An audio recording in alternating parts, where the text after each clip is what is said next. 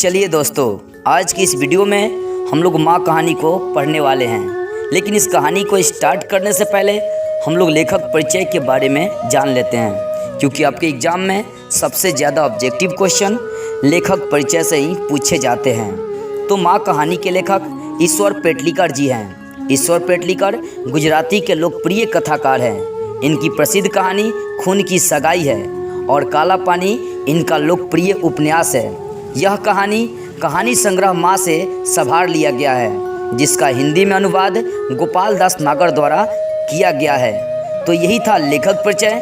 अब चलते हैं कहानी की ओर। इस कहानी में मंगू नाम की एक पागल और गूंगी लड़की है, जिसकी माँ उसकी देखभाल बहुत ज़्यादा किया करती है। माँ की 2 लड़के और 2 लड़कियाँ थीं, जिसमें से माँ अपने 2 लड़के और 1 लड़की की शादी कर चुकी थी। उनके दोनों लड़के शहर में रहा करते थे। अब मंगू का पूरा देखभाल माँ ही किया करती थी।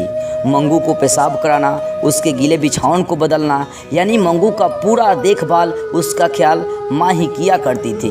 माँ के दोनों लड़के और 1 लड़की माँ से कहा करते हैं कि माँ, तुम्हारा लाड़ प्यार ही मंगू को और पागल बना दिया है। क्योंकि यदि जानवर को भी आदत लगा दिए जाएँ तो जानवर भी सीख जाता है कि कहाँ उसे पेशाब करना है, कहाँ उसे पैखाना करना है और कहाँ उसे क्या करना है। लेकिन माँ, तुम्हारा लाड़ प्यार ही मंगू को और पागल बनाते जा रही है। जब गांव और घर के लोग मंगू को अस्पताल में भर्ती कराने के लिए माँ से कहते हैं, तब माँ झलझला कर कहती है कि जब मैं माँ होकर मंगू का अच्छी तरह देखभाल नहीं कर सकती तो अस्पताल वालों की क्या पड़ी है। वो तो रोगियों के साथ जानवरों के जैसा पेश आते हैं। तब माँ के इस प्रेम को देखकर गांव और घर वाले चुप हो जाते हैं। लेकिन कुछ दिन पहले उसी के गांव के रहने वाली एक कुसुम नाम की लड़की पागल हुई थी, जिसको ठीक होने के लिए अस्पताल में भर्ती कराया गया था।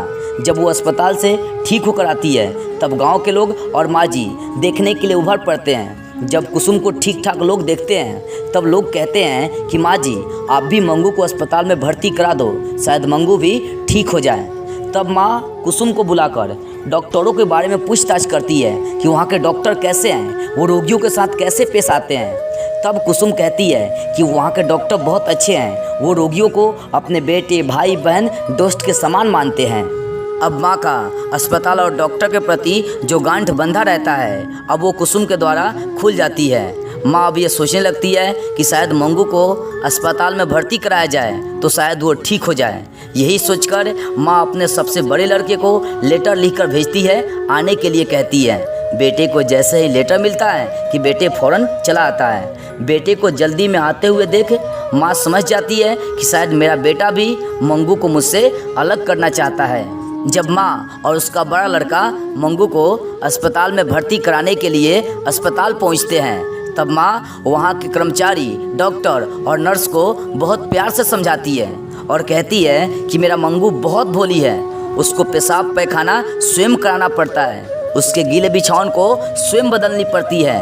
तब वहाँ के नर्स, डॉक्टर और कर्मचारी माँ के इस अटूट प्रेम को देखकर रो पड़ते हैं। तब वहाँ के कर्मचारी, डॉक्टर और नर्स कहती हैं कि माँ, आप चिंता मत करो, हम लोग रोगियों को अपने बेटे या बेटियों के समान मानते हैं। तब माँ कहती है कि आप लोग मेरी मंगू को कहाँ रखेंगे, ज़रा उस कमरा को दिखाइए। तब वहाँ के डॉक्टर और कर्मचारी और नर्स सब कोई माँ को मंगू का कमरा दिखाने से मना कर देते हैं। तब माँ और उसके बड़े लड़के अपने घर वापस चले आते हैं। जब माँ मंगू को अस्पताल में भर्ती कराकर चली आती हैं, तब से माँ मंगू के लिए उदास रहती है। मंगू को अपने पास न देखकर माँ बहुत दुखी हो जाती है। माँ ये सोचती है कि मंगू का कोई ख्याल रखता होगा या नहीं, उसके गीले बिछावन को कोई बदलता होगा या नहीं, उसका कोई अच्छी तरह देखभाल करता होगा या नहीं, उसे पेशाब पैखाना कोई कराता होगा या नहीं। मतलब हर क्षण माँ मंगू के बारे में ही सोचा करती है। सुबह के समय कुछ क्षण के लिए माँ को आंखें लग जाती है, मतलब नींद लग जाती है। तब माँ जोरों से चिल्लाने लगती है, दौड़ो रे दौड़ो, मेरी मंगू को मार डाला। तब गांव के लोग और उसके बड़े लड़के उछल पड़ते हैं और जब माँ के पास आते हैं, तब उन लोगों को पता चलता है कि माँ भी अब उस पागल लड़की मंगू के लिए पागल हो गई है। तब गांव के लोग उस माँ के प्रेम को देखकर बहुत आकर्षित हो जाते हैं। तो यही कहानी थी दोस्तों, माँ कहानी। कमेंट करके जरूर बताइएगा कि आपने इस कहानी से क्या सीखा। लेकिन एक बात हमेशा याद रखिएगा इस दुनिया में माँ से बढ़कर और माँ से ज़्यादा कोई प्रेम नहीं कर सकता। तो एक कमेंट करके ज़रूर लिखिएगा, आई लव यू माँ।